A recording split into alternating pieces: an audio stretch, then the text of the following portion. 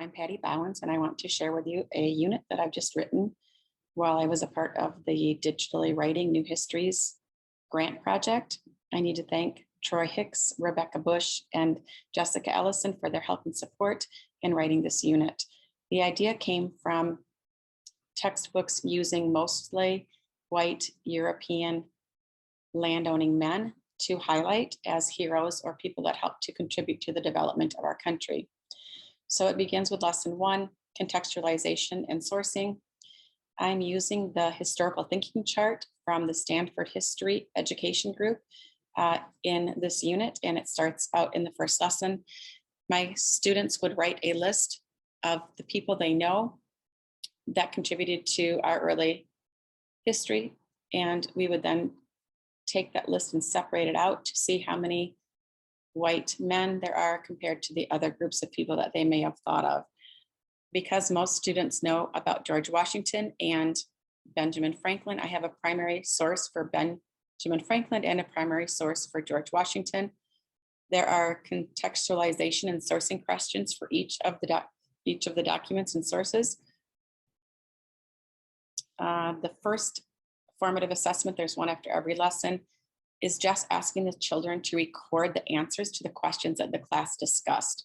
Nothing too difficult, just getting their feet wet so that they can discuss it and then later write it into their own words.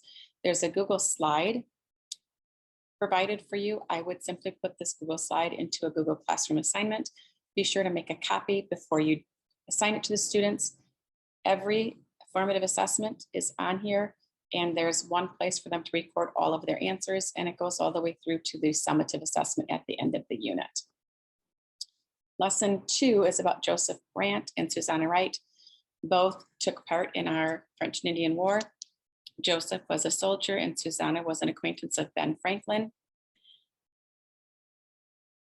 This is a place for students to think about how are things different now than they were in the 1700s, and how are they the same?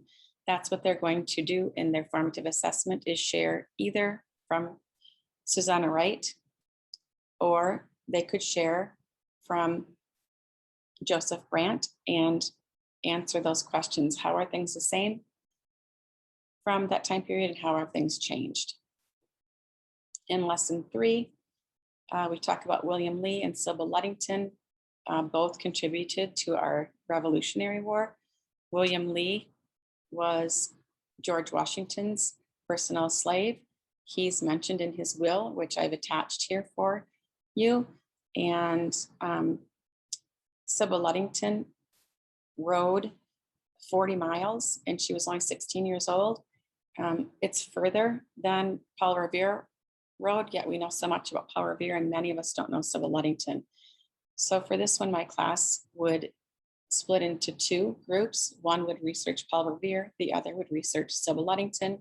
We would come together and have a debate.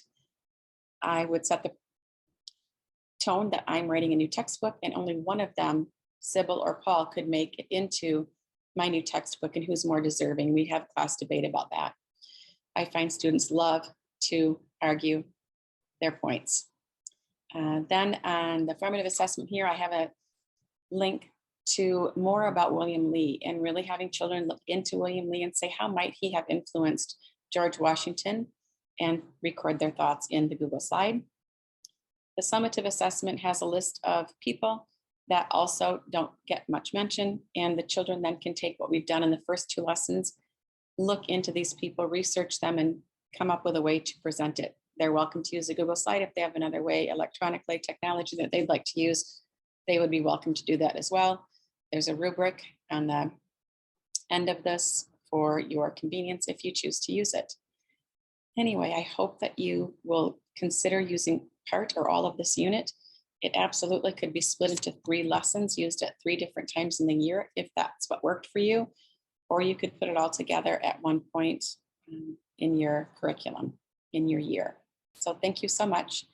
I hope you'll use it, and all the best to you.